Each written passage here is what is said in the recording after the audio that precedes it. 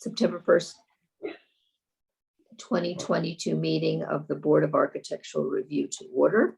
And I'd like to just first take a moment to thank an outgoing member of the bar, Josh Aaron. Josh's extensive knowledge of historic homes in the village and many of the homes of our prior applicants to the bar provided valuable insight to the bar members and homeowners. We thank him for his service. I also wanted to mention, therefore, that we do have an opening on the bar, and if you're interested in joining the bar or any other board, I believe the mayor has just posted to the website the process for applying, and I welcome you to visit the website if you're interested in serving. Thank you. With that said, we'll turn to the first application on the meeting for tonight, which is the Lynch and Pomerantz application, 217 Westlake Road, regarding exterior changes to doors, windows, renovation of an outbuilding, painting, and a pool. Would you all like to take control of the screen and maybe go through your renderings with us to show us the befores and proposed? Certainly. I just give me one. Thank you. Okay.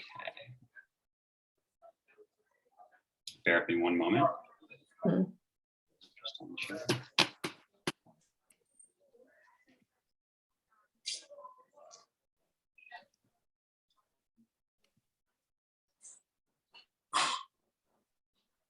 No.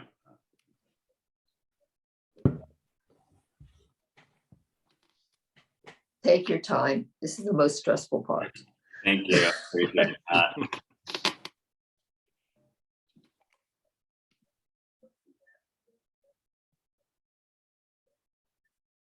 All right. Should be fine. Let's see if it allows us to now. Bear with us one moment. Okay. Thank you. Okay, yeah, there we go. That I can just do on the screen. Okay. Okay. I think a good place to start is everyone can see the screen okay? Mm-hmm. Yes. Wonderful. A good place for us to start, we put together a PDF of our proposal. I just had a quick quote I wanted to share with you guys and the summation of what we want to do. To be modern is not a fashion, it is a state. It is necessary to understand history, and he who understands history knows how to find continuity between that which was, that which is, and that which will be. So, Le Corbusier. Tuxedo Park simultaneously embodies both the old and the new. Its timeless design serves as the standard bearer of pre-war American architecture, while enjoying a renewed enthusiasm for all the park has to offer within its gates. In order to find continuity between the old and the new, one must first respect and honor the original style in order to harmoniously add new life. That is what we have set out to accomplish at Sunny Rock Stables. In our past work at the Psalm House, we successfully honored the past and created harmony within the juxtaposition of the old and the new. What first attracted us to Sunny Rock Stables was the marvelous masonry work and craftsmanship, 9-inch crown molding in the horse stables. We wish to honor its architectural elements while improving upon it to breathe a new life. During the 70s, there was a bit of a careless renovation, and decades of neglect left major damage. We've completed a full restoration of all architectural elements, and we have fully updated all systems in the house. And I can go over with you a brief summary of what we'd like to do. I think I'm just going to skip ahead to the pictures. I'm very much a visual person. Good. So our first proposed change is to the front of the house. If you are orienting yourself on the image on the bottom, it would be to the dormer on the right-hand side. We wish to replace that skylight that has been leaking and creating severe structural damage to the building. We wanted to create a sense of symmetry and recreate in exact detail the dormer on the left onto the right side. Great.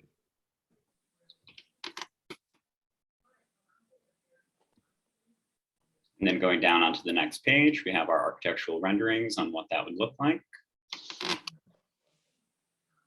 Are all three of the skylights coming out? These skylights are currently in. My roofer has advised waiting a little bit to replace them. They're still functional, but from an aesthetic perspective, it's something we'd like to address. Our first thought was to install 3 dormers. The issue with that is there's a mechanical room directly below them, so it wouldn't, from the inside, it wouldn't function. Also, I think it'd be in keeping more with the original roof lines of the house to not add a dormer there. Our intent is to either replace with something down the line that would be a little more seamless, or to just get rid of them altogether and find salvage slate to match. Thank you. Mhm. But I think the adding the dormer on the main wing of the house is certainly an enhancement from where I sit. Thank you. We thought so too. It just seems odd that it wouldn't have that sense of symmetry. Moving on to our next exterior modification. This is the west approach of the house after you first come up the driveway, not facing the street. As you can see in the center, there's a large blue carriage door. The opening is about 10 feet by 12 feet existing. The door is functional and on its tracks and something that will remain there. What we're proposing doing is in the existing opening, putting a set of what would appear to be steel and glass doors opening out to the existing terrace there. And I think you have some cut sheets for those later, right? Yes, actually, I have Okay. coming Okay, up. wait, go keep, I don't want to interrupt your flow, but. Oh, not at all. Thank you. So here's a proposed elevation of what that might look like. And I'd like to emphasize that the original door will remain on its hardware and still fully able to close behind the glass on the interior. And then here is the cut sheet for our design on this. The overall opening is 10 feet by 12 feet. We initially wanted to do this in steel. I met with a fabricator, and because of the size of the opening, he has advised us that aluminum may be a better choice. Our second choice was to do salvage, so we could still find something that was perhaps a smaller door, but still steel in appearance, well, in actuality. There's a lovely store in Peekskill that we work with that sources vintage doors, specifically glass and steel. They told us that they've never been able to find one that big. So I think our best option in terms of functionality and appearance is to do the aluminum one here. And if you down the right, we have 2 finishes. I think the black doesn't quite look like it, but I think that aged steel done in a dark bronze anodized and not a painted finish would give the appearance of steel that's been there for over a century. Question, since we're talking about this, at the risk of interrupting, can you go back to the previous slide? Oh, sorry. It's Ryan, right? Yes. Yeah. Did you ever give any thought to leaving the existing barn door on its rail, but having it on the exterior as opposed to moving it into the interior? It's a good thought. I'd hate the mechanism that it's on is bolted into the original masonry work. It's on the interior as on the interior. So all of the hangers are directly on the top mounted. So if I had to remove it, it damaged the existing masonry, and then I'd have to alter the outside structure. No, that understood. Yeah, we're generally not excited about aluminum doors, even if they have the appearance of steel. It was and I know, I hear your pain because neither are you, but you're trying to find alternatives. If you have a suggestion on a different material or another approach, we'd be happy to hear it. Yeah. I don't at the moment, but I'm just raising. Go ahead. Okay, thank you. And moving forward, this is the opposite side of the house, facing towards the main house, Sunny Rock, still not facing the street. Currently, there are the same style doors, but they just open in the center. They would remain and still be able to close. What we're proposing is one fixed piece of glass within the existing opening, not altering the structure or brickwork in any way, and they would still function on the inside. So what that might look like. Oh, I see. Mm-hmm. So yes, they would still be completely functional, and we would just be able to seal that and have it be weather tight and allow some light into the stables. Mm-hmm. And it'd be fabricated in the same style to match the doors. This is our spec cutout sheet.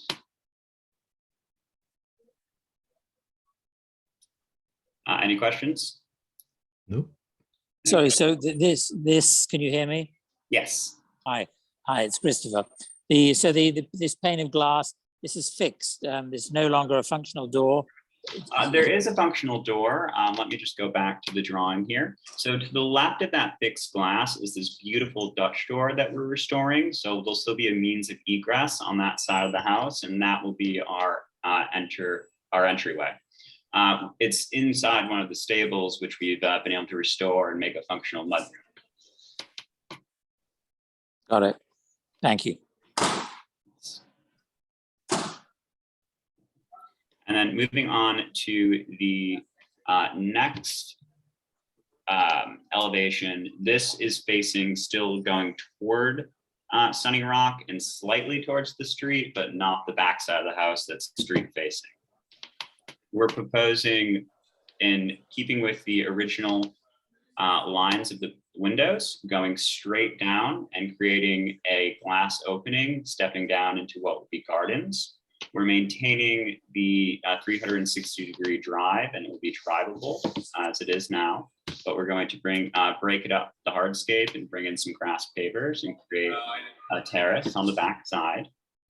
We're also proposing covering the existing bulkhead cover with glass doors to allow light into the room below.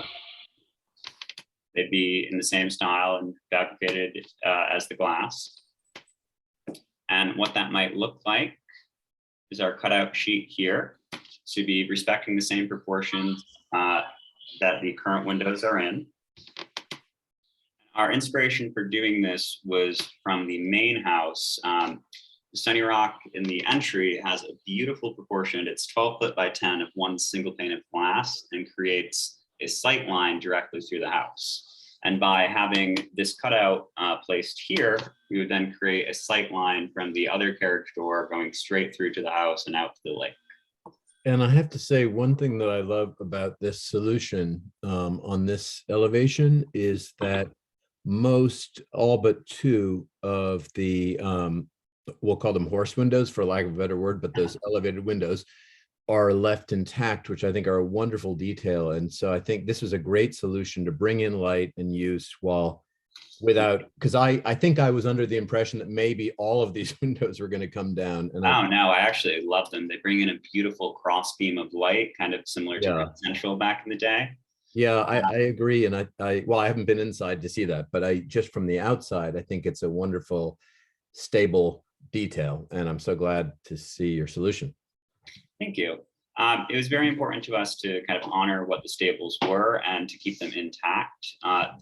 We've repurposed the original wood from the stables where the door were and put it back into the floors and put it back on which it came. Great. Yeah, okay. Next, and that would be, again, same construction as the other doors, trying to make them look like aged steel. Mm-hmm. Moving on to the outbuilding, we have currently removed the roof. This was the condition it was in when we purchased. It has been dilapidated and unsafe for a number of decades. Our best approach is finding sourcing a vintage glass top, as you can see in the elevations here. We're working with that company I mentioned, Peekskill, to source something. I'd like a functional opening roof to make this an orangerie and tea house. All the windows and doors are not pictured here, but they are on site and something that we plan to restore. As you can see in one of the elevations, there is one left. So our goal is to rebuild and restore. Brilliant. Thank you. Next up, I have on here are, actually, I'm going to skip ahead a little bit and then come back. I have on here our discussion about changing the paint color of the house. We've got, in 1976, it was painted bicentennial blue, which I don't think historically would have been our first choice. Underneath, you can see on some of the doors and windows here that there appears to be a black underneath. We thought it would best serve the house to do Benjamin Moore's historic black. And then to keep the stucco, I'm just gonna go back up here and keep the stucco the existing color, but just freshen it up and clean it where it's been damaged or have water, has some water damage. So on the left is the existing color, on the right is black and white for our proposed color. And then on the next slide, this is our same idea. We've just replaced the trim work black and touched up the stucco where needed. And then this would be the front elevation coming in. So the back side of the house, but front entrance by where the pool would be.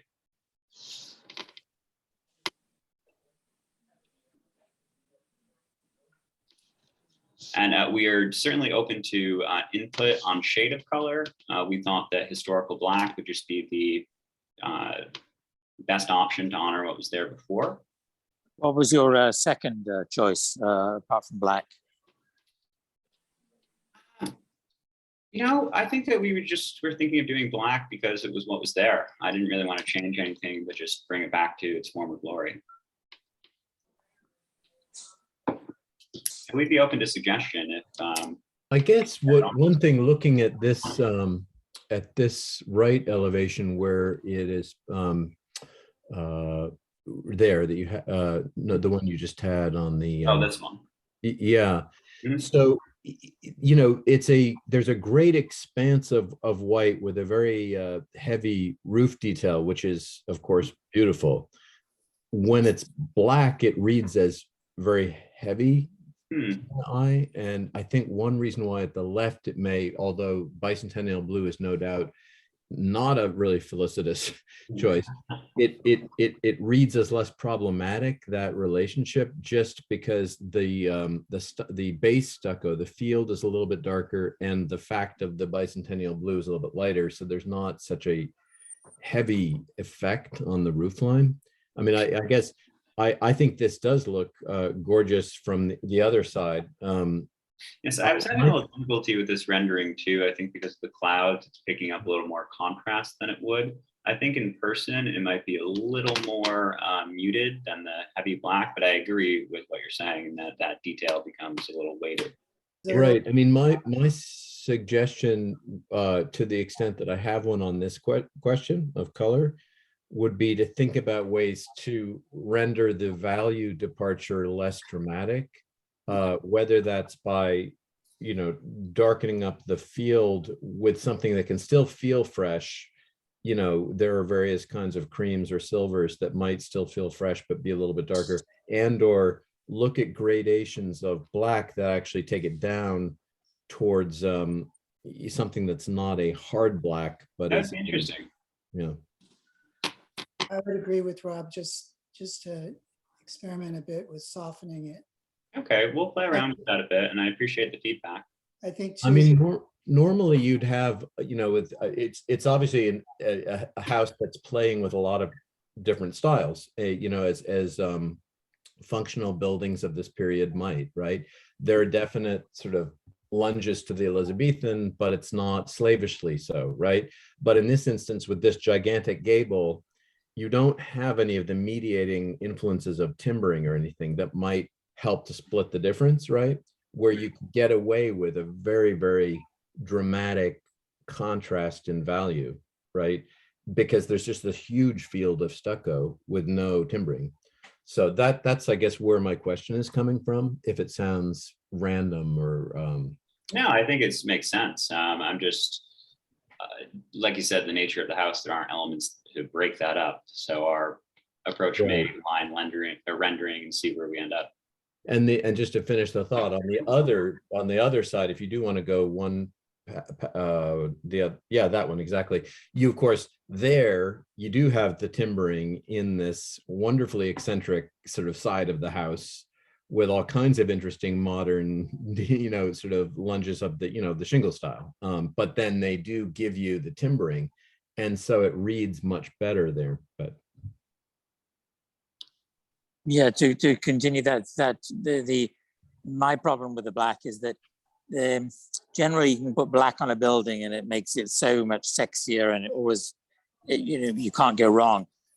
Funnily enough, with this building, I feel it doesn't quite work. I mean, just being in England, seeing so many houses where people are trying to do imitation Tudor houses, and so it does. So this, to me, I may have a distorted view, but it's kind of making it want to look older. It has enough strength and character itself; it doesn't need that. But with the blackness, it's sort of pushing it in the wrong direction. It's sort of making it less appealing. Probably because of that reason, because it doesn't. Because this, what we're seeing now, the squares and the paneling looks decorative, as if it's it's not functional. It's just been applied on, and then as in the front part, there's none at all. So yeah, it's kind of it's a challenge, yeah. But I'm confident that you guys will find a better alternative. And if I could just one last thought on this, if you look at these two pictures and you look over to the left, one of the details that's so lovely and eccentric and a little bit modern, but also are these, I don't know what you'd call them exactly, but they're sort of corbels. They're coming down right, Yes, right here. yeah, right off. And the lighter color is catching the light much better. They're disappearing. Again, this is one image, as you say, and it may not be indicative of the way it would register, but I think something in the playfulness of, especially of the architecture, is getting lost with that slightly more aggressive black choice. But I'd have to agree. I think it needs to be softened up a bit, and I appreciate that you're trying to replicate what was there, and that's your first go-to, which is wonderful to hear, and all of the work you're putting in here. But I think here you have a chance to improve the history by softening it up and preserving those beautiful details. Certainly. And if anyone has a suggestion where we should lean on that in terms of color, we're certainly open to hearing it. well, there's a color that I've seen on a neighbor's house. He's actually here, Christopher Boshiers. That's a Farrow and Ball color called, is it downpipe or downspout? What is it? Downpipe. It is the most heavenly and very chic gray that gives a very strong masculine feeling, but it's several degrees lower in value than black, which might be worth looking into. And Farrow and Ball they're such good a good resource for interesting solutions. Oh, I'm a huge fan. They make a Dutch orange that our entire life is going to be in. That sounds amazing. I think too that this is definitely one of those projects where we'd want to see some sampling on the structure itself. Because Right. in fairness to you, Ryan, I think that the digital imaging doesn't always come across exactly Right. true to color. Certainly, and it even varies based on what type of screen you're looking at it from. Exactly. I think that may be the way to go, to sample a few things and come back and see what works. That we'd appreciate that. Yeah, That would I be think Our great. pleasure. Yeah. Yeah. And I wanted to ask my fellow board members too. I'm toying with how many different types of glass are on this structure, and then around the doors, it's kind of like and the proportions of the clear glass panes that go around those large doors. And I don't have a better solution, but I'm wondering if others feel that works or might have a comment. I think it. Yeah, go ahead. Sorry. No, go ahead. No, you. The only comparable that I could think of is that a little bit down the road, the potting shed, the old Delafield greenhouse is converted into. What they had original huge, wonderful doors that were ripped out just the night before it went into foreclosure, unfortunately. But they were allowed to do that because the functional door was glass, which is there now. And somehow it sounds awful, but you don't really, obviously the original doors would be great if they were still there, which will be the case in your project. but the glass thing there, it kind of works. It's, you know, it's not an awful thing. It's very functional, and so I don't see it as a problem. And certainly with this, having been inside this this carriage house, you know, the issue is getting as much light in there as possible. Otherwise, you know, you know, have to rely on artificial light. And so to get as much natural light in, I think that would be a clean, simple way of doing it. So no, I have no problem with it. And just to add to your point, Christopher, because that's a great example, the Delafield potting shed, and also a recent renovation of the Mason house, the Mason stables, you know, up, forget the name of the house, up on this ridge up here. Do you know the King Craig Estate, Claudio's house? Sorry, Kincraig, exactly. So the stables that went with Kincraig, if you remember, which is a big timbered building that has recently been, they've used some, I'm not sure if it's steel or aluminum, but some very handsome metal doors that also have, you know, quite fiercely big paned fenestration like this. I think it's quite comparable. And I think that was also a success, but. Okay. Do you have a lighting plan or a landscaping plan? Are you going to come back to us with those? I do have one. Mhm. I'm just gonna go on to the next. Our landscape architect was to join for this call, but I don't see him on, but I'd be happy to go through the proposals with you and answer to the best of my ability. This was our overall plan. The proposal is to place so you enter, this is the street side on here. You enter the driveway coming through here. We wish to put a gate across the side and on this side as well. And I'm just going to pull up the visuals so it does a little better job of showing this. Bear with me one moment. Okay, can everyone see these okay? Mm-hmm. Yes. Ryan, I am here. I don't know if you can see me, but I am Oh, here. no, I couldn't. Okay, fantastic. Would you? I've been here the whole time. Oh, wonderful. I didn't see you on the little thing. My apologies. Please take the lead. Okay, now you have to turn the TV down.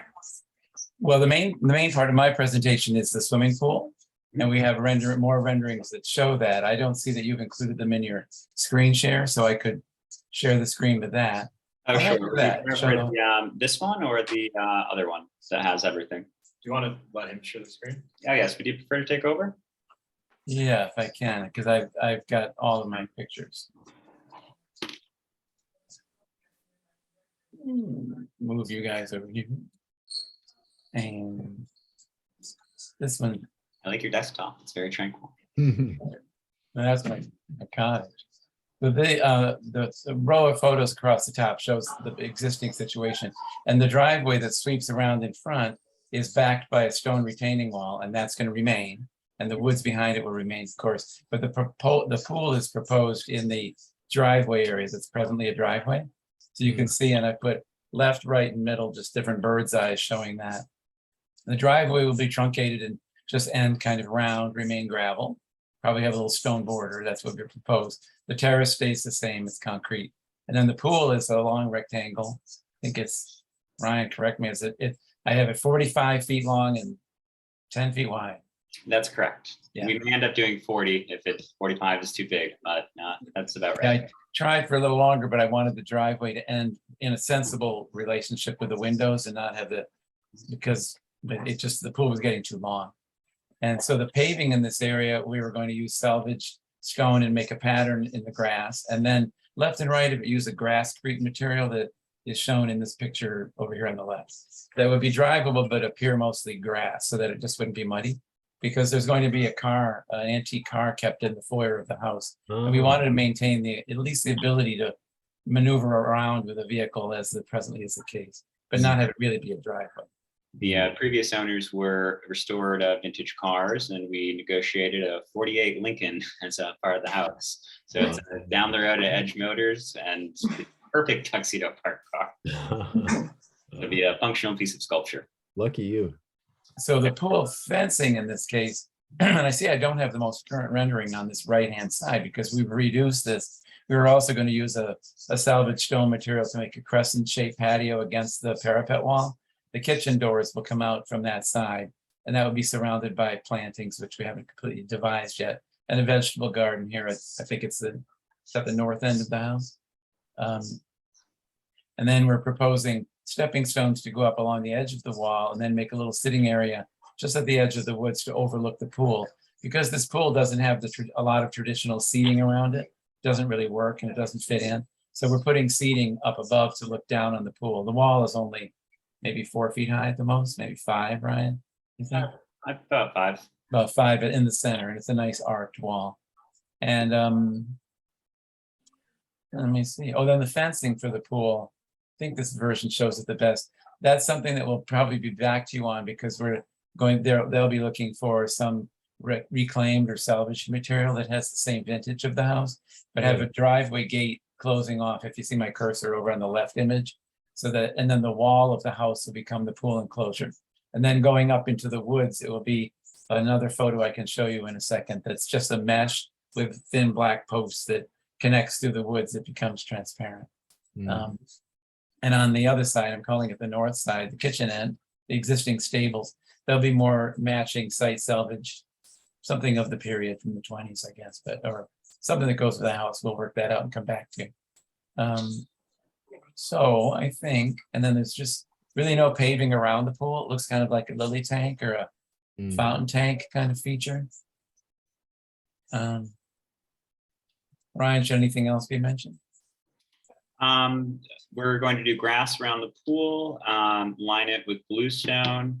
And it was important for us to continue to respect the site and still make it fully drivable around. So there will be a pathway with the drivable pavers to give us more green permeable space and to still be able to get around.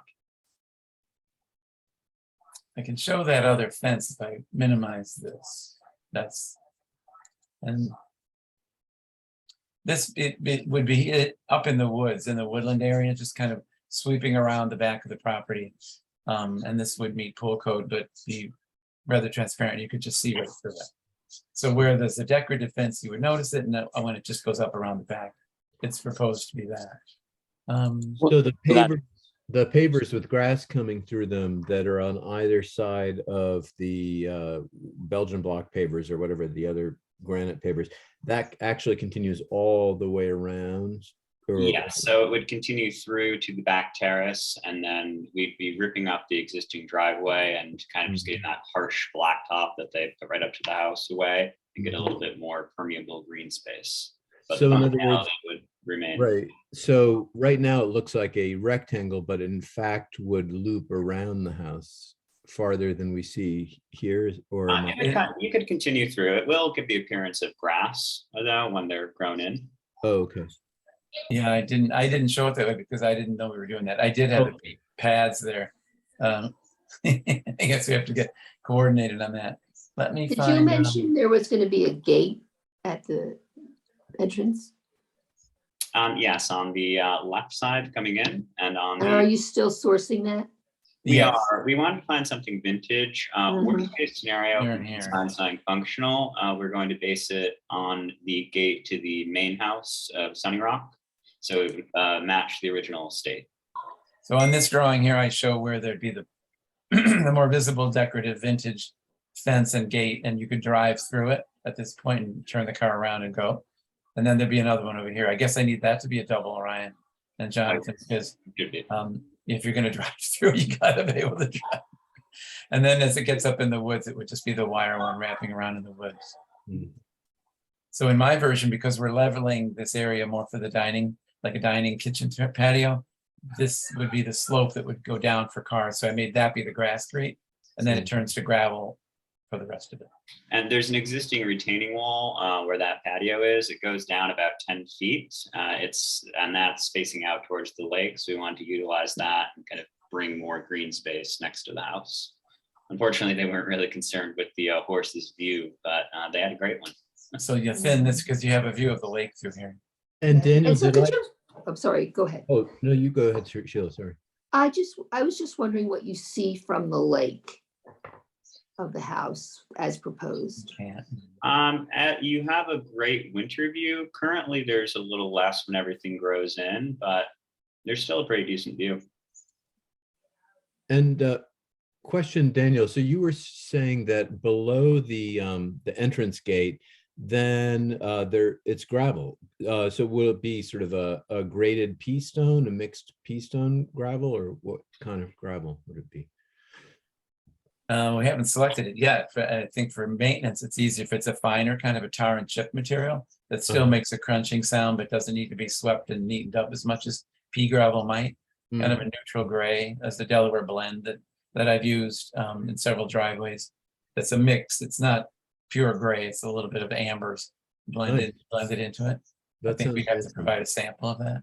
Mhm. And as the driveway slopes down, and Ryan and John, and we haven't talked about that, but I presume this would remain asphalt, because if it's sloping, the gravel would kind of wash down. And then we'd just wash out to the street. So we're gonna re-asphalt the top of it because it's needs some attention, but that section would be. So have you, question, because there are ways of putting, where there's a greater grade of having an asphalt base into which you press gravel as well to keep it. We'd certainly be open to that. I mean, I feel like it's not a country house if your feet don't crunch when you get out in the car. So Right. that's my preference. Yeah, that's we call that tar and chip or oil and stone. Oh, that's what you were saying, right? And Yeah. then you can, where you have the option where the grade diminishes, you can add more free sitting stone Yeah. to get that crunch. So this represents more the shape that we propose at this point. And there'll be more plantings proposed to go around this to make this really pretty. And then it's just a woodland below, and that's where it's proposed to thin. The view to the lake is off to this 2 o'clock sort of off the page. Mhm. The rest is all woods to remain. And there's a lawn off opposite the south terrace. John, are any fence. variances required for this property? I did not consider the pool. It wasn't on the first plan. Right, Looking at the measurements there, it looks like they satisfy the side yard setback at 75 feet. And they also satisfy the 75-foot rear yard setback. So I'll take another look at it, but on the surface, it doesn't appear that way. and I assume you noticed the neighbors. I should have asked that earlier. Yeah, the neighbors were notified approximately a month ago when this application was first on the agenda. Thank you. Couple of questions. The fence further back, will that how tall will that be? Well, because my suggestion would be, if you're going to do that fence, do it tall enough to keep the deer out. Mhm. Definitely. That would be a good idea. It would be easy to make it 6, and 6 would meet code in a rear yard. And that might help. Deer can leap that, but they can't get a running start in the woods. That might do a lot of good. Right, because I forget what the regulation is with the extra height to stop the deer coming in. We need to give you approval for that. So yeah, make a decision on that so that. I mean, it depends how fearful you are of the deer. I mean, I think you want certainly 8 if you're actually trying to keep them out. But I'd like to keep them away from our rhododendrons. yeah. And the other point is there's a very similar scenario with a pool, the same effect, that it doesn't look like a swimming pool. It looks like a lily pond or fountain pool. Is the Astor Hunting Lodge, Carl and Baba Rivera's house. So I'll put you in touch with them so you can actually see theirs, because We did have the chance to. It actually inspired us to make it a little more narrow. We were originally going to do about 15 feet, but we loved how it looked, and it had a very similar Oh, you have seen it. wall. Mhm. Oh, good, perfect, great. Thank you, though. Anybody have anything else for today? Is there any lighting that you're proposing, or are you still getting to that? There's existing lighting on the terrace. Uh-huh. There would be a light in the pool and pretty Oh, yes. standard, but I think we'd have pretty minimal outdoor lighting, perhaps by the the steps like leading up to the house when you come in, just everything that would be covered and down, Mr. Not Mhm. Okay. like pathway lighting, I guess would be the word. Mhm. Right. Okay, does anyone else have any other comments for this evening? No, just Scott? that such a treat to see this beautiful building getting love. I've been looking at this for over, more than a decade and a half, and it's just been getting progressively more and more run down. And it's such an incredible site and such an incredible building. And it's really lucky that you guys came down the pike to save it. So. Yeah. Yeah, it's very exciting. It Yeah. definitely needed saving. Well, we're very excited to see the progress and take a site visit when you get closer with your materials. Oh, please drop by anytime. We'd love to. Well, we'll wait till you were invited when you have more to show us. Sounds like a plan. Thank you so much for Thank you. moving in the right direction. Well, thank you all for your time. We really appreciate it. Thank you. Thank you. Take care. Bye-bye. Mr. Perna, 29 Lookout Stable Road, your review of architectural details regarding your new property being proposed. Okay, well, I sent a catalog of the elements. And Right. would you like me to put that up? I don't know Why Why don't exactly. we put it up? I don't know if everyone has it in their hand like I do. So, So I hit share screen. Sure.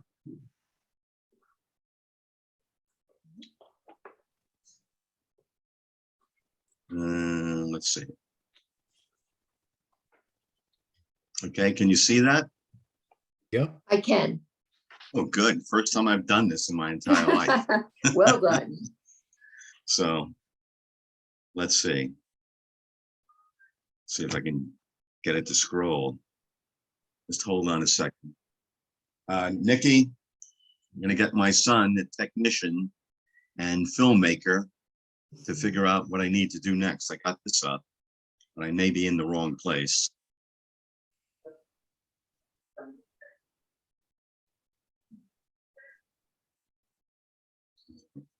I can get it. Okay, look.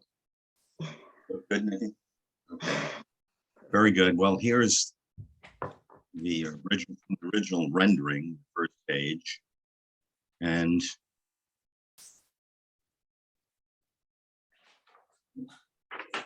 these doors I put here because this is the closest picture that I could get as to what the doors are going to look like with the swimming pool, the indoor swimming pool. Actually, the swimming pool is going to require 2 additional panels for this sliding door. We'll have 8 panels. And we're going to be using what's called smart glass, so that you hit a button and the panels turn white. Wow. So, and then when you want it to be clear, you hit the button and it clears up. So that's what's being planned here. These doors are massive doors. They're going to be, each panel is 4 feet wide by 10 feet high. And so special steel structure had to be put in to be able to span that opening without having to have any support beams. Once that's open, it'll bring the outside into the inside. So you have like an outside pool environment whenever you want it. Needless to say, during the good weather, we want to be able to open that up. That's what that's going to be looking like. In the background here, there's furniture, but of course that's where the pool will be, and the furniture will be behind that. And I have some of the specifications for these doors. Now, needless to say, as we know, most of the material in the house is glass. We're working with a company, a local company, Reliable Glass and Door from Newburgh. And they're going to be fabricating all the glass. It will be most double pane, and some of this will be triple pane glass because of the art aspect of it. And here's an interesting element, the front door. What we're going to be trying to do with this is going to be a little bit on the tricky side. In the rendering, we have those panels, those wooden panels, and we're going to try to simulate, and those are going to be cedar. We're going to try to simulate the same kind of grain and coloration on this door, so we don't have a mismatch between the doors and those panels. I think is going to be really reliant on whoever does the finishing. We want to put like a matte finish on that, but we want it also to match those panels that are on the side, side of the facade of the house. Mhm. So that's going to be a little on the tricky side. But open and pull it off. By the way, if you look at this door, there's no frame. Mhm. So it's a pivot door. It connects in the bottom of what would be the saddle of the door and up on the top there. And it slides right in and just seems to be like right there. There's nothing, there's no framing around it, similar to what's in the rendering. And this handle we can get from the manufacturer. Here's another door. This is for the garage, the side door of the garage. I like this one because it had these inserts in the metal inserts that bring up Mhm. the panels. So I like that also. And this is just a standard 36 by 96 inch door by a fairly big company. And it's mahogany, but we're going to try to, mahogany is really good because it's painted, and we should be able to match this also with the panels that are going on the building. Now, this door, this garage door, is something that's manufactured in California. And here's a picture of one of the, this is the larger of the two doors, 16 by 9. The other one, the 9 by 9, is not depicted here. But this is basically the effect that we're trying to create on the garage door. Okay, then we talked about the Venetian plaster. Here's an interesting, I had the plasterer visit me yesterday, and he described the whole process. And it's really very, very important that you get the right artisan to be able to get the right textures and colors. And so we were talking about how you have to put this on and how it has to be put in sections, because you stop, whoever comes in the next day to try to pick up, it's not going to match. So everything's got to be sectionalized. So whatever they're able to do in one single day, that's how much they're going to be able to do that day. And then another section will be continuing after that. So I hope I'm clear, but it's not like painting. This is there's 3 layers that have to go on here, and it takes 4 men or people to be able to do this one time, and they can just get so much done in one day.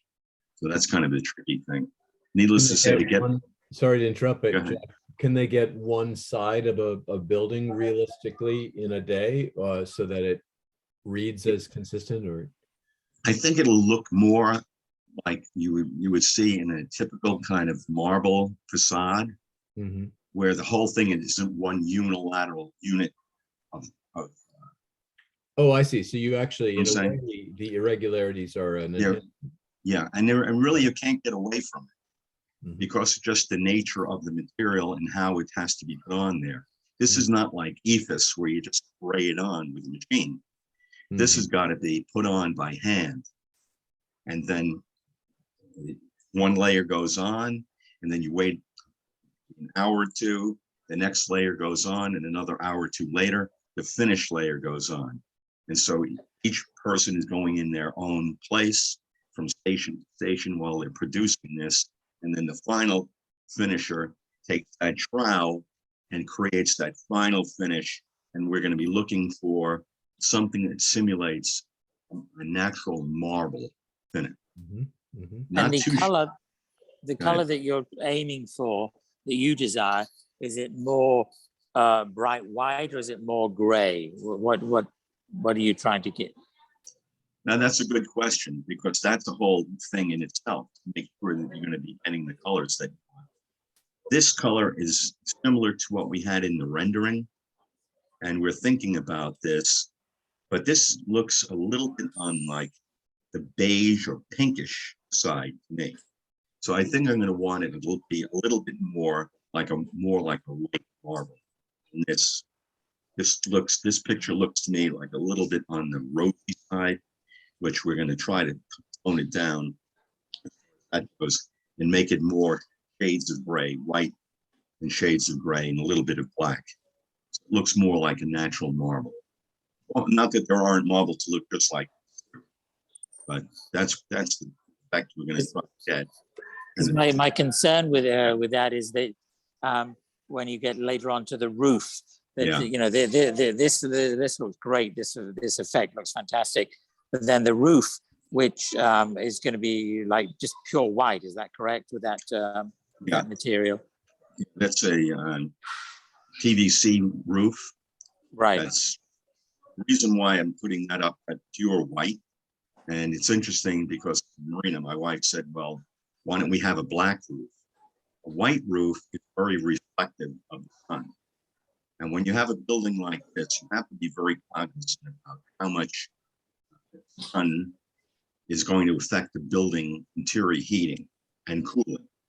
So if you have a black roof, you're going to get a lot of solar energy being transmitted into that roof, heating that roof up, and can be transmitted into the interior. That's why we're going with that pure white roof to keep. I just would interject and I was looking at the building materials section of the guidelines because I'm always, obviously we all have to comply with the guidelines. Mhm. And it says the bar will consider new materials not specifically discouraged. Mhm. And then it specifically discourages PVC. Okay. So I'm new to that material too. Did they tell you, they say why they don't like it? Because there's another material looks very similar to it. I don't remember the name. It's another. because it's an artificial material. Because it's an artificial material. But Yeah. if you put tar up there, like a regular tar roof, that would be an artificial material too. The only thing that I can think of that would be natural material might be like that you could put on it. You don't want to put slate on a flat roof anyway.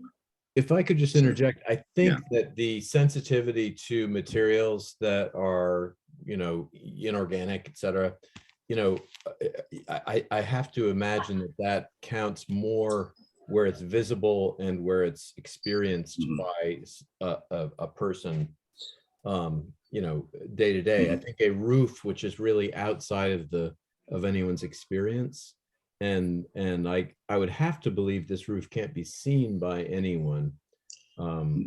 You're right, Rob. This is not anything you're going to be able to see. And if you're on the other road, you're not going to see that roof because this is what's going to be put on the. This is going on the second story of the wing where the bedrooms are. That's going to be 2 stories high, and then the other roof that's where the pool is. You're not going to be able to see that. I think that's a good point. That's a good point. And Yeah. and I would say that the guidelines do say it's strongly discouraged. It's not outright prohibited. Yeah. So, I mean, it's going to be we're gonna have to look at the variables in the overall. And I think that, presentation. in the context of a house that's, not only a smart house, but a zero emission house, Mhm. which is what it's aiming to be, again, a very commendable thing in this day and age, which it's great to see you tackling. I would think that kind of eclipses whatever negatives for something that's discouraged but not disallowed. That having been said, if there is an alternative and we might be curious to hear about that, my guess is the alternative is going to be equally inorganic. But Yeah.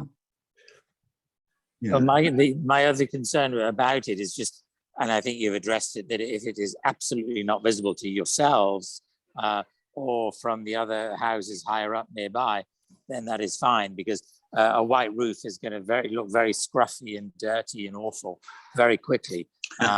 So that would be my concern. So if no one can see it, then it's fine. Otherwise, if one could, then maybe some gravel or something like that to break it up, because the facade with the marbling effect is great instead of a white box that it's softened with this naturalistic marbleization type thing. and that looks fantastic. But whereas the roof would come across as just, plastic and cheap and awful looking. I'm exaggerating, but if you can't see it, then it's a moot point. Gravel might work on it. I'm gonna have to really talk to the roofer to see if this material will allow gravel to be put on it. If you put gravel on it and you step on it, it might break through that membrane, and then Right. we may have a problem with leaks. Right. So, but I think from my point of view, I've had houses with flat roofs, older houses that you put paper on them and then you put tar on it. And, you have the same thing with leaves too. But I like this one because this is really a 30-year roof. It's supposed to be, cutting edge technology. You're getting away from that the older technology, and plus the sheets themselves very, very, very wide. So you don't have very many seams. Mhm. Just a few seams in the whole roof. So that's why I like this. Mhm. But so now the cedar, I have the cedar siding rather, that's going to be on the facade. And we're going to be using this tongue and groove type of material that we're going to be putting there. And that'll get stained, and it'll have polyurethane with a matte finish. So that's about it. And then here's the outdoor lighting that we're planning on. These are LEDs, and I think they use like 11 watts Mhm. each. Mhm. And I noticed they said they could be upward or downward facing, so yeah, that's, you can put them either way, but I think I Yeah. like them like this. I yeah. think Is from what there it a, looks like. Can I ask you a question, Jack? Is there a roof, like a cantilevered roof over that, or would those be looking right up into the night sky? I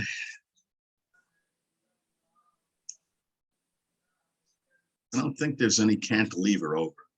Right. No, So, I mean, just that's one consideration as far as, light pollution and birds, but you know more about that than I do, but no, No, I don't think there is a canopy on the roof. no. No. This I is would Jamie think so, then Machado. they civil don't, engineer. and they don't seem very bright, I'm gathering. They do a kind of a rather soft Mhm. illumination, is that right? Yeah, And they absolutely. reflect off the piece in front, so I don't feel like they're, And most of these fixtures now, the LED fixtures are dimmable, so. And dimmable, right? So, I mean, not to overstress the light pollution and bird problem. I mean, those don't look like dangerous in that respect. I'm thinking birds can put nests in there. Bonus. No, that could happen. I could see that. Yeah, that could happen. I mean, I've got birds' nests under the deck of my house right now. The doves go in there and they put their nests in there. But I never thought about it for this height. So, but maybe Anyway, it's a handsome fixture. maybe the light would deter people, the birds from going in there. Mm, yeah. Anyway, I would hope so. And let's see. We talked about the roof already. And I think, I'll find out from the manufacturer if we have to have that white. It may be that we may be able to get different colors.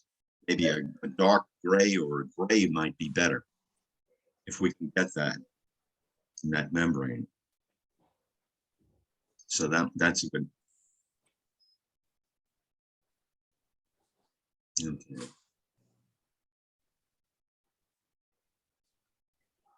I think Rob stepped out for a minute.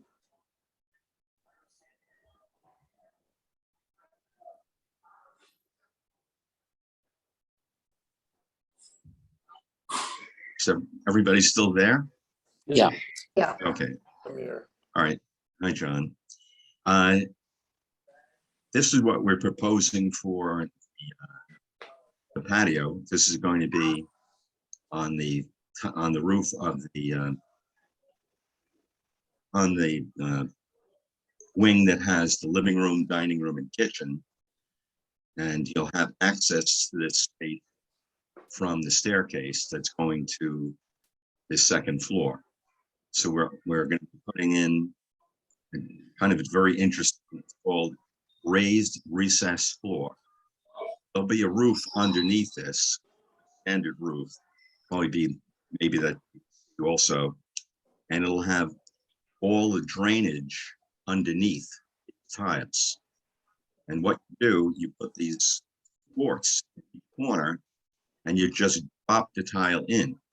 And these corners then have an adjusting screw and you level them off. So even though the roof is going to be sloped, the patio is not going to be sloped. The patio would be totally flat, but between the tiles, the water will be able to flow through the space between the tiles, and it'll go to the subroof below that and drain through gutters, the whole house. None of the gutters are going to be exposed to the outside, all internal gutters. So you're not going to see any gutters at all. So that's another thing that plus from that roof, we're not going to have any gutters. So that's how that's going to be designed. And balcony railing, we're going to be using this cable railing, and you can see from the spaces here that it'll meet the code. I don't know exactly what that is, but I think it's 4 inches. It's the maximum that you can have, and I think on the size of the size of the child's head, so they can't get their heads in there. So that's how those cables are going to be put in there. And this would be in like an anodized bronze finish on this railing. And the deck areas there, you can see how that's going to be finished. Okay, and let's see. And the driveway, again, it's going to be a compressed material. And I was speaking with Amy earlier that you have to use compactable. And we're trying to get similar material to what we see in the outcrops. I want to keep it as natural looking as possible. I don't want to be putting any asphalt on at all. I want to have the gravel surface, and also the gravel also is not impervious. We're going to get drainage through the gravel as far as water is concerned. And even though you do have to dress it up maybe every couple of years, it's not that hard to dress up because you just more gravel on top of it and compress it. Subsidence in a particular area, you can fill it in with the same kind of material, compress it again, and it should be fine. So we're trying to make sure we keep the coloration similar to what we already have on the lot. And in reference to the construction of the embankments, we'll try, and this is again getting back to what Christopher was talking about in the last meeting, I'm trying to make sure that we maintain the natural look. Don't want any of those architectural type walls where you have blocks on top of each other. I want to have a look similar to what the rest of the village has in their roads. The roads that are right above me, there's none of that. You have all natural stone, natural occurring stone that was excavated when the road was built. And then the natural flora overtakes spaces between the stones. So we'll have some stone there that's coming from the site. We'll also have the same soil that's going there. And we're going to encourage that the natural plants that were there that we had to disturb get an opportunity to reroot themselves where they were. And so we'll be able to eliminate any reasons why we would have to put anything on there like blocks, stone, or brick. Like Good. Have I missed it, or have you provided architectural details for the back of the house and with the elevations yet? Yeah, I think we did that for the last meeting. We had them all. John, do we have those? I don't remember seeing the rear. I've seen the side and the front. Okay, Maybe you can send that, Something to keep in mind maybe for the next time if you could. bring it up. Or just resend them to us if we didn't see them. I don't remember seeing them. all right. Well, that's basically my presentation, and Okay. I'd like to just interject that winter comes right after fall, and summer is almost over. And this is a slab construction. I can't be pouring this slab when it's 28 degrees. Got to get going as quickly as possible. Uh-huh. And so I would like to get your blessing today to be able to move on, because we've got to get that permit. And we've got one more meeting with the planning board. And you saw Jamie Machado, he's a civil engineer. He's going to be leading that meeting on the 14th. So after the 14th, we would like to be able to finish up the process. We can get started as quickly as possible. Well, I So- think you're gonna have to come back to us after the planning board for that final approval and any updates on your materials and, Well- you know, What is it that I need to do? Because that's going to set me back an entire month. And I really need to start ordering materials. All the steel has to be fabricated. The windows, you have a 4-month lead time on the windows.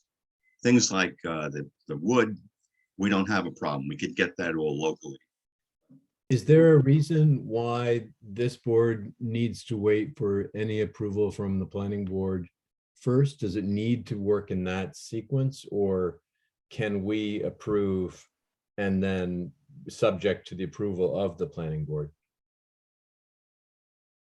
Counselor? I'm trying to recall if what exactly the planning board is doing was ever presented to this board. Generally, what would happen is the planning board would make a determination. I don't think it's a site plan they're working on at this point, but whatever they're working on, the architectural detail will be based upon whatever they approve. So as a matter of course, generally the planning board does its work. And then the last to do their work is the Board of Architectural Review. Yeah, So, I mean, yes, they I- may have some comments we need to incorporate into Well, our approval. That's true. And I don't know if the planning board is going to condition any of their approvals with respect to this, that we would have to abide by as a board. So Right. I think it's premature for the Board of Architectural Review to give any final determinations before we've heard from the planning board. What is the schedule of the approval process for the planning board? Do we know? Mr. Huh? Mr. Perna's application is on the agenda for, I believe, September 14th. He submitted updated site plans and answers to the engineer's questions late last week. And the engineer is reviewing them. And once again, the application is on the agenda for September 14th. I do not foresee any significant changes to the existing plan, but the planning board and the engineer have not approved them either. But do they seem to be poised to make a determination that day? I think they are poised, but they haven't rendered their approval yet. There were a number of technical issues that the engineer wanted answers to, and Right. I have not had time to review them, but I know a comprehensive set of plans was submitted to the planning board and the engineer. So I'm Yeah, hoping all if- those questions are answered. Right, but assuming that if they are poised and assuming they do make a determination in the affirmative, and what would be our next meeting, The Sheila? week after, right? I believe, I don't have, hold on. Well, it's the 1st and the 3rd, so let's see. Are they Monday or are they? They Well, that's the are, second week, so. the planning board meets on the, I believe, the 14th. 14th. And And we your meet on the board 15th, meets on the 15th. one day difference. I know you would like Oh, okay. the next day. Mhm. So we could be then poised to make our determination, yeah, one day later. Yes, Well, I mean, yes, we could. I mean, I would just say in general, we like to get the opinion, the written opinion of the planning board before we make a decision so that we're assured that we take into account any of the conditions that they may add or want addressed in our approval. But You know, Jack, when you've met with the planning board, what kinds of subjects have come up into beyond the maximum buildable envelope, which I assume is now a set fact? Or what have you been discussing that could be a moving piece in all this?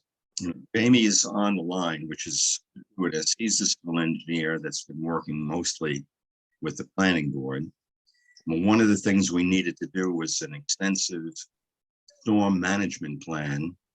And we have another there. Troy has been working on that in conjunction with Jamie. And that storm management plan, I believe, is very comprehensive, goes to the 100-year storm level. I think that report runs like about 80 pages long. It's got all kinds of calculations in it. I believe that they like that plan. But so that we're beyond that. And Jamie, what else can you recall? The other main issue was the driveway at being at 10%, which it is, but in every component of a project, there's unknowns that we have to deal with. So I think we addressed all the issues as much as we could. It all depends on once we excavate the area, we can find out whether or not we can improve a little bit better. Hopefully it won't get worse, but you know, I think we've designed the elevation of the finished floor for the main building to be at a reasonable height to allow for any unforeseen excavation of or unnecessary excavation of bedrock. I have many details to deal with bedrock, so this way we don't have to excavate down as far as we have to if it turns out to be that way. But we're looking to reuse a lot of the materials that we excavate and place it where we need it for the driveway. The driveway is mostly added material, so we're pretty sure that the driveway is working well within the means of the existing site. So I don't see any issue at this point. And not only, and it certainly sounds, if I understand you correctly, Jamie and Jack, that there's no particular question that's a moving, target here from the planning board perspective that's going to affect our considerations meaningfully, such that, that 24-hour, subsequent approval would be completely possible and in fact, right and neat. But I would agree with that. just May I please be make a sure that we suggestion? have all of the cut sheets and all of the any of the renderings. And if we are missing the back of the house, we would need all of that so that we don't have any holes. And John, if you could take a look too, maybe you can talk to Mr. Perna and see if there's anything else. My architect is also on the line. Roberto is here. Roberto, do you have the elevations for the rear?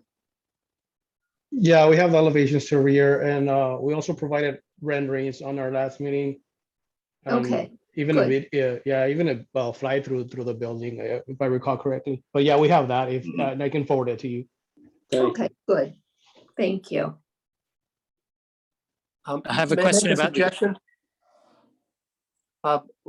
If we're going to be moving quickly on this at our next meeting, it might be in the best interest for the bar members to have be shared the consultants, engineering consultants, and consultants on the SWIP with respect to the planning board. Share it with the bar members as well, just so we know exactly where the planning board is and where they're going.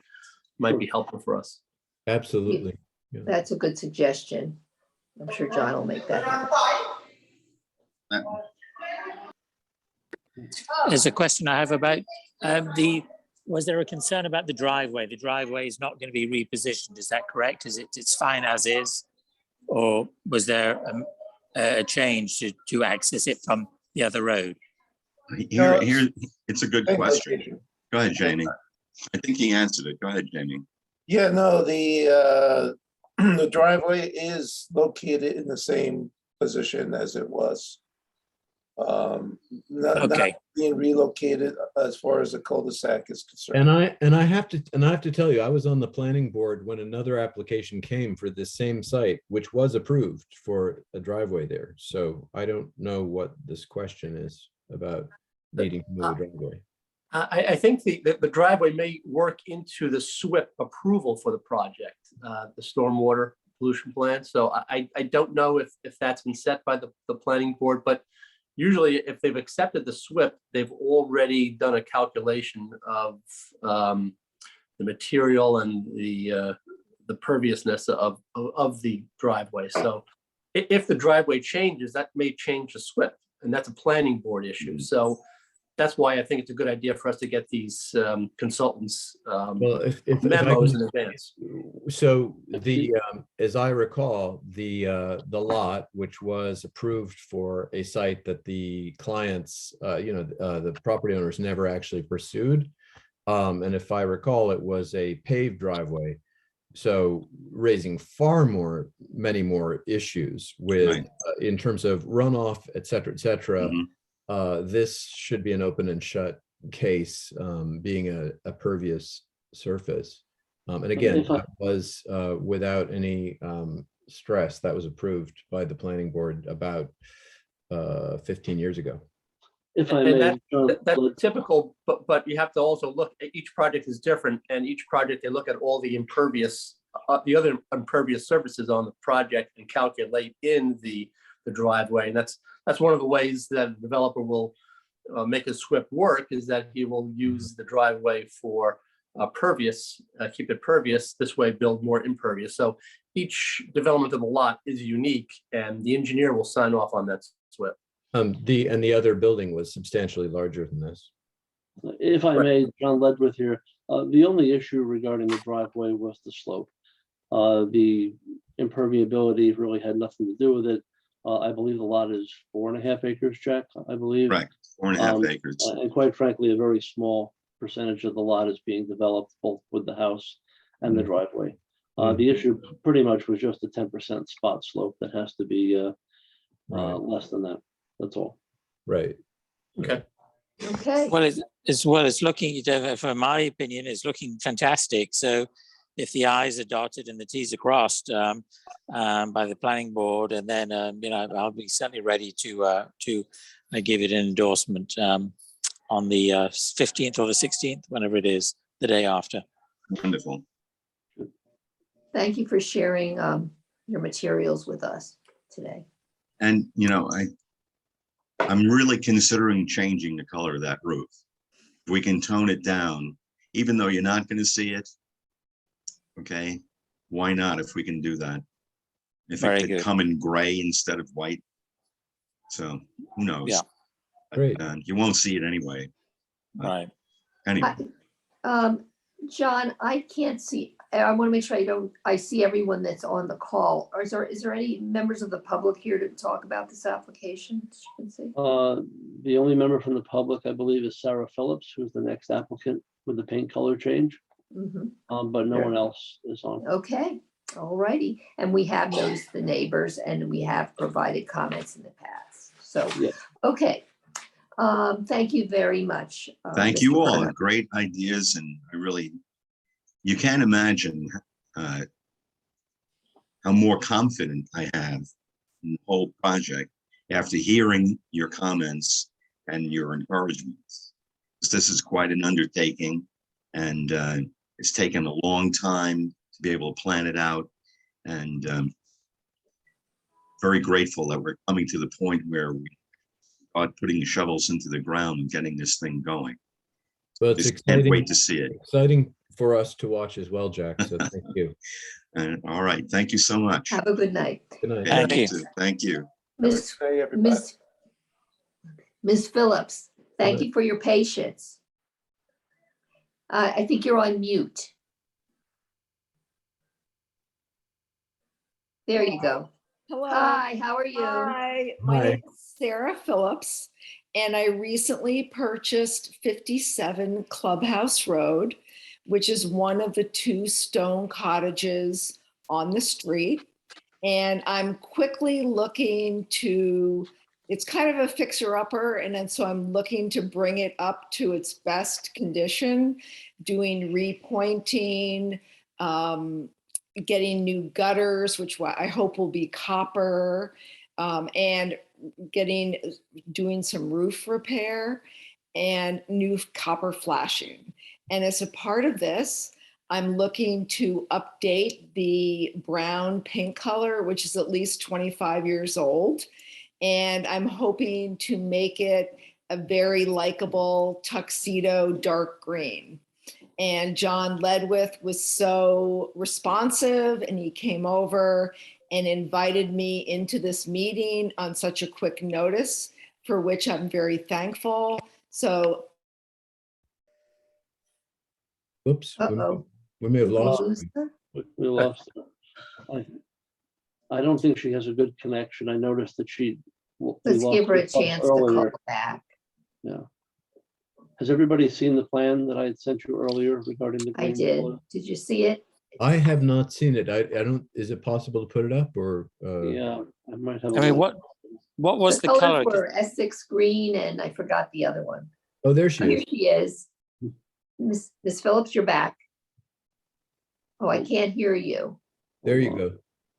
Nope. Oh, Oh, we lost her again. Oh, She must have. And been- was it Essex green or was it another green? I saw two there were different two greens. greens that she's. Okay, What was the second one, John? I think I have it. it was like it was one that was very dark.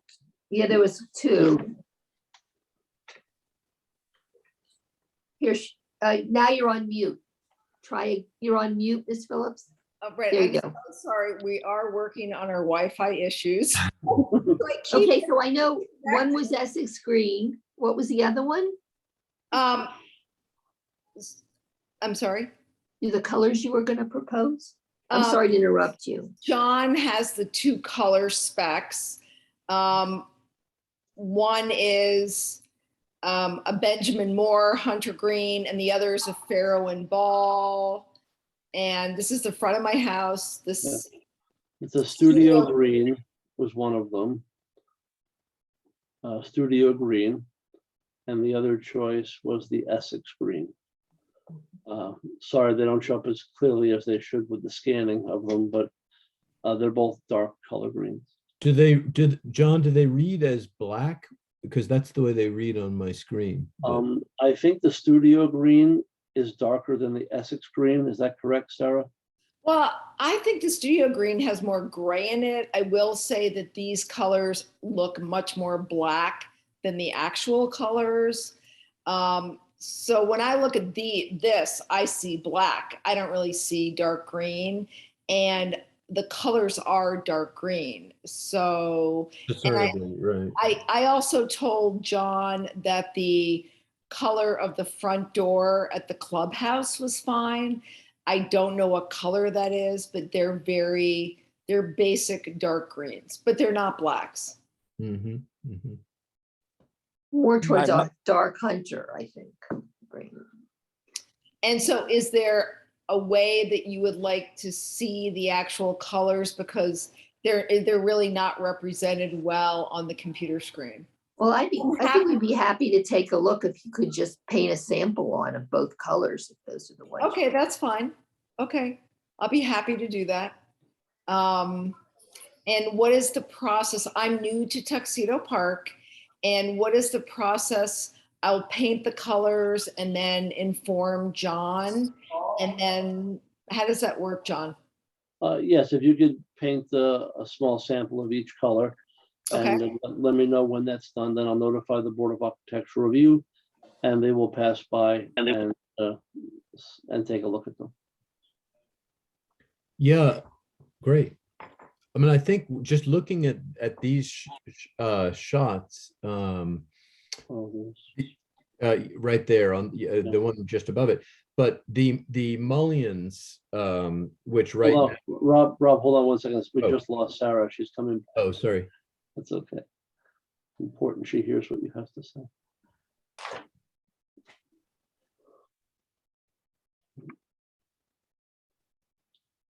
I think she's here. Oh, maybe not. Sarah? Is that a, Oh, hold on. She's coming back. One moment. Mhm.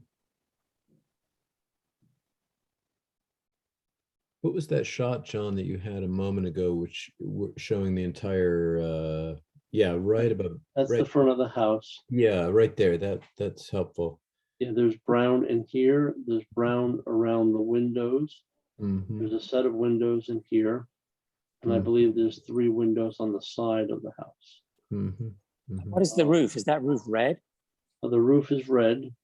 It's a Is it- red asphalt shingle that they at some point replaced the red slate with on much of the 2 houses. Sarah, are you there? Oh, lost her again. I'm sorry, I'm having Wi-Fi issues. All right, And we're- so I have a red asphalt roof. It's 2012 was the date that it was put in. And I'm in need of repair on the lower roofs. Because I think it's because the gutters were in such disrepair that the damage from water has been great. And so, Oopsie. Oh. Oh, He's having a hard time.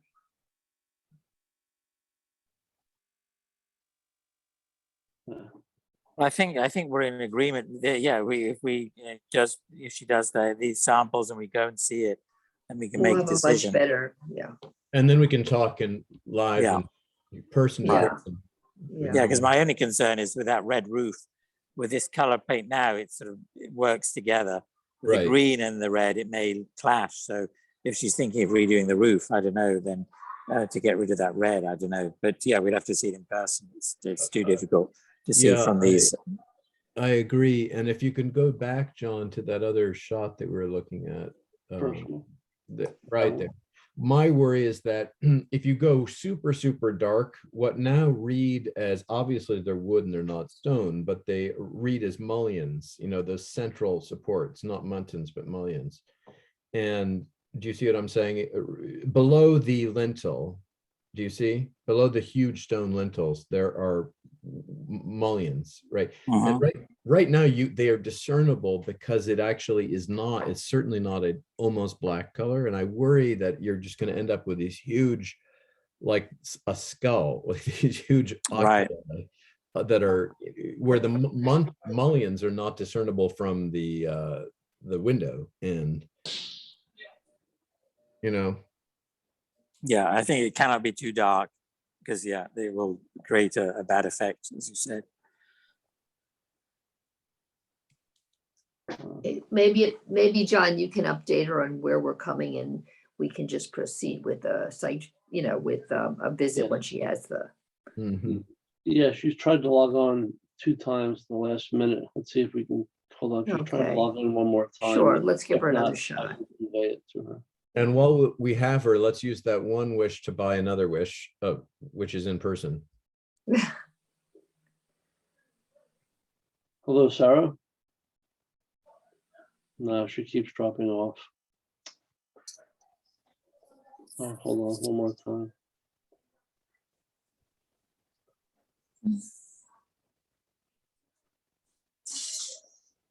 Maybe if she connected with her phone. Hello, Sarah? Poor thing. Well. Can also- Sarah? yeah, I'm sorry, my computer, my Apple Mac, it keeps kicking me out of the system, of the program. I don't know why. I'm so sorry. Well, that's okay. So let's just sum up so we don't lose you again. Okay. So you'll put the materials down. There is some concern about how the red will work with the green. So Okay. we'd like to see the samples. Anybody else want to add anything? Just that we should do it in person and Yeah. I guess you could do it within a week or, Okay, sure. And so where would you like the samples painted?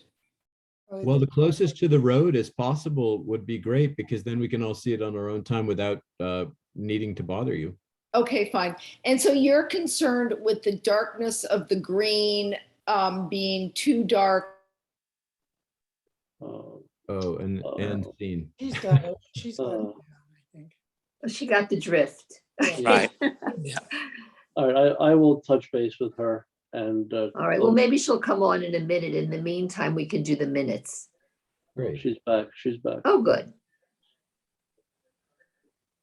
I'm so sorry.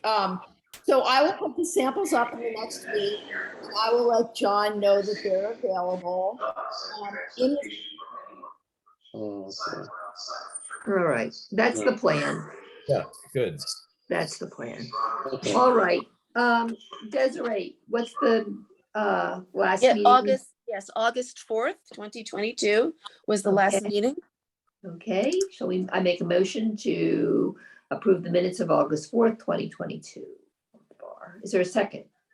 Second, All in favor? Aye. aye. Okay, minutes approved, okay. Is she coming back, John? Do you see? Yeah, I just saw her one moment. I think, oh, maybe I'm having trouble now. Nope. Here she's coming. I don't want her to think we hung up on her. No, I could recall. Yeah. Okay, so thank you very much. The samples will be up. I'll let John know when they're available. Oh, Sounds great. I can't believe this. Good luck with your Wi-Fi. I No. feel your pain. This has It's never okay. happened to me before. Thank you. Okay. All right, we'll see you. Bye. We'll look forward to seeing your Oh. house. And Aye. welcome to the park. Thank you. Yes. Okay, I'd like, unless anyone has anything else, I'll make a motion to adjourn. Is there a second? I Second. have one All in thing. favor? Oh, Aye. Okay, so, I think- think, Christopher. Christopher Bashirs might have something to say. Yeah. oh, sorry, Didn't you, Christopher. Christopher? I don't want to keep anybody, I don't know the proper channel to take this. But we made a decision probably a year ago or so. I don't know, it's a house on Continental, is a red roof. Anyway, I wanted to just ask the board to look at that property. They have tarps over the roof and it's shredded. I don't know if it's a case of hardship or what, but I remember our position was that we wanted them to go to the wood shingles. And I think we should take a second look at that and find out what the story is. Is that the one on Clubhouse? The one that belongs to Mrs. Matthews, or which one? Remember the son, Yes, Mrs. Matthews' house. I think I have the right house. But there's tarps that are shredded and covering like half the front. Yikes. Or is it plastic tarp? Yes. I'm aware that the property owner has approached me. The property owner was sick for quite a while. This is on the lower part of Continental. Yeah. Yes, yeah, the property owner came to me a few weeks ago. And he's trying to get the roof repaired, but he's also trying to negotiate with the insurance company. He was delayed for a while because he was quite sick. So I am aware of that and trying to work with the property owner. It's a different. Oh, maybe it's a different one. No, I'm saying, is that the same people or? The Matthews? No, it's not the Matthews house. The house that I'm talking about does have a blue tarp over the front and right side of the house. Apparently a large tree limb fell through part of the dormers and did a fair amount of structural work in addition to, causing it to leak. Okay, thanks, John. What was the resolution, John, on the Matthews house? I sort of lost track of that. They had wanted to put asphalt shingles, and I think the board said, please do replace it with more cedar shake. But Yeah, that was the end of it. I hadn't heard anything since. okay. And I don't think any work has happened either. So I see. Yeah. Whatever happened with the house on Tower Hill West, I think it is, which was in litigation with the village? It's still in litigation. We exercised the administrative search warrant approximately 2 weeks ago and documented all the work that was done to the property without the proper approvals, both inside and outside. And it's currently before the courts with the village attorneys. Right, great. The property owner has, rejected submitting any building permit applications. Wow. All right, so we'll let that be discussed in the courts. Yeah. That Um, house will be viewable to all the public on, I think, October the 1st, as they're participating in St. Mary's Progressive Dinner. And she'll be serving desserts at her house afterwards. I So, thought that was quite amazing, and it made me wonder whether everyone was entirely aware of the status. yeah. Yeah. Okay, well, Counselor, I think maybe we should cut the discussion at this point. Okay, Good sorry. idea. Thank you very much, and I hope you all have a wonderful holiday. You Thank too. you. Thank Good night. Thank Mm-hmm. you. Good night, all. For the record, it's 8:37. Thank you. Thank you.